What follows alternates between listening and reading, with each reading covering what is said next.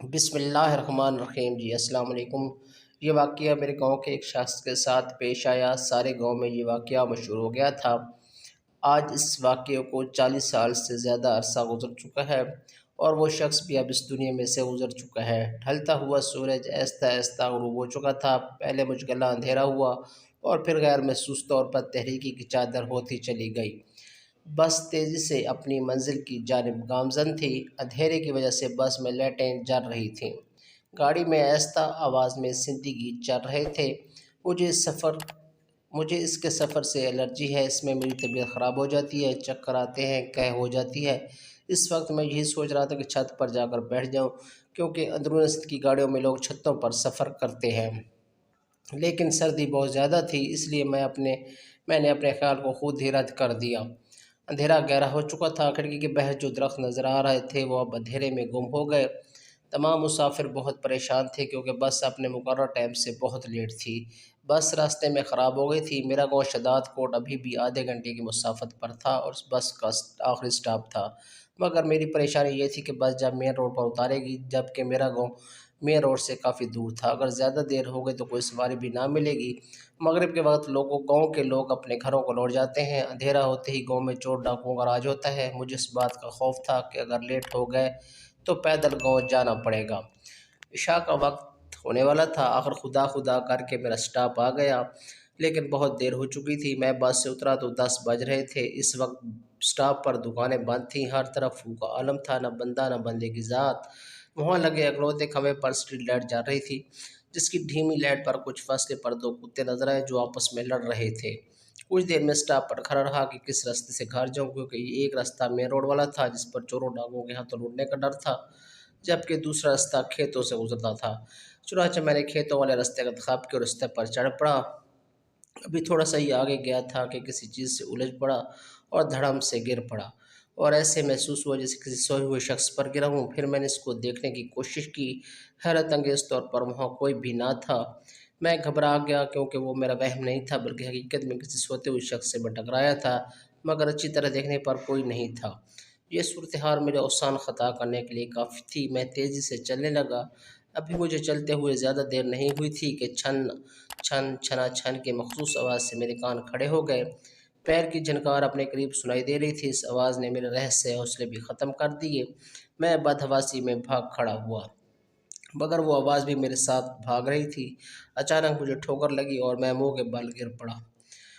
یوں گرتے ہوئے میرے ہاتھ پاؤں پر چوٹیں آئیں۔ گرتے ہوئے مجھے ایسا لگا جیسے میں کسی انسانی وجود سے ٹکرایا ہوں، مگر وہاں کوئی نظر نہ آیا۔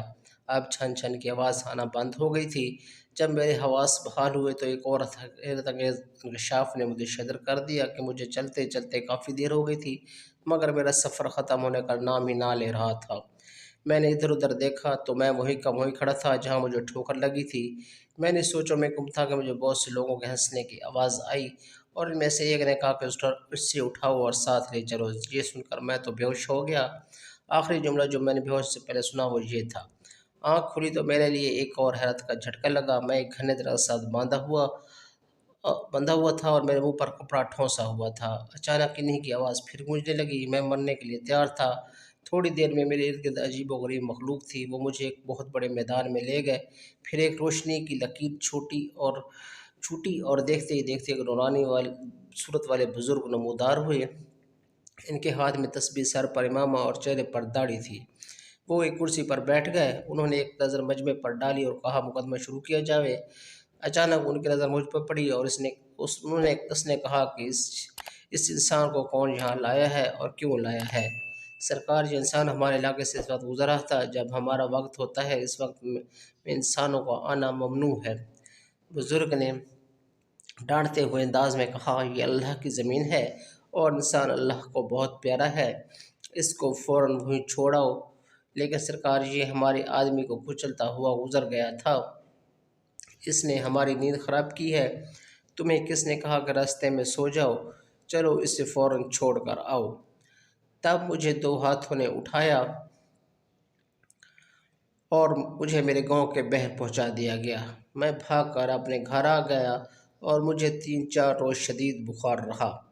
پھر کچھ افاقہ ہوا، مگر یہ پراسرار قصہ یہیں ختم نہیں ہوا، بلکہ ایک روز خان امیر گاؤں میں گیا تو ان نورانی چہرے والے بزرگ کو میں نے نماز پڑھتے دیکھا اور یقین نہیں آ رہا تھا کہ یہ وہی بزرگ ہیں جنہوں نے اس رات مجھے چھڑوایا تھا۔ میں انہیں سلام کیا تو انہوں نے پیار سے مجھے اپنے پاس بلوایا اور اپنے پاس بٹھایا۔ میں نے کہا آپ کا نام کیا ہے؟ تو انہوں نے کہا کہ جیسے کہ پہلے نماز پڑھ لو پھر میں آپ کو سب کچھ تفصیل سے بتاتا ہوں۔ مگر جیسے ہی نماز ختم کی وہ وہاں سے غائب ہو چکے تھے، تو مجھے لگا کہ وہ بزرگ اجنا یعنی جنات کی قوم میں سے تھے۔ تو یہ تھی ہماری آج کی ایک پرسرار کہانی۔ اگر آپ اسی طرح کی مزید اچھی ویڈیوز دیکھنا چاہتے ہیں تو ہمارے چینل کو سبسکرائب کریں تاکہ ہماری ہر ویڈیو آپ کو بر وقت ملتی رہے۔ بہت جلد ایک نئی ویڈیو کے ساتھ آپ کی خدمت میں دوبارہ حاضر ہوں گے۔ اپنا اور اپنے پیاروں کا رکھیے ڈھیر سارا خیال۔ اللہ حافظ۔ آخر میں آپ سے دفعہ پھر گزارش ہے کہ اگر آپ اچھی سٹوری سننا چاہتے ہیں، انبیاء کی قصے سننا چاہتے ہیں، اسلامی واقعات سننا چاہتے ہیں یا اس طرح کی دیگر ویڈیوز دیکھنا چاہتے ہیں تو ہمارے چینل کو ضرور سبسکرائب کیجیے، کیونکہ ہم روزانہ کی بنیاد پر اپنے چینل پہ ایک نئی ویڈیو اپلوڈ کرتے ہیں۔ بہت بہت شکریہ۔